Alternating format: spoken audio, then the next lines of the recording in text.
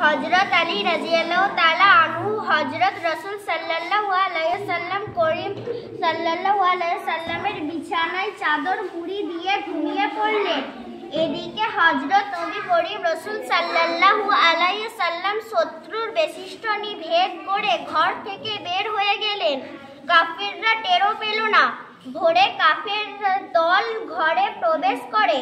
চাঁদ রাত মিত্র হযরত আলী রাদিয়াল্লাহু তাআলা আনহুকে হযরত মুহাম্মদ রাসূল সাল্লাল্লাহু আলাইহি ওয়াসাল্লাম মনে করে কেউ বলল এক আঘাতেই শেষ করে দাও, কেউ আবার বাধা দিয়ে বলল না না, নিদ্রা অবস্থায় হত্যা করা কাপুরুষতার লক্ষণ।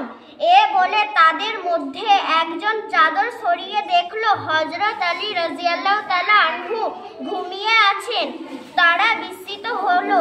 হযরত আলী রাদিয়াল্লাহু তাআলা আনহু দৃষ্টান্ত স্থাপন করলেন, আমানতের হেফাজতের জন্য তিনি প্রাণ দিতেও প্রস্তুত। একেই বলে আমানতদারি, এরই নাম বিশ্বসততা।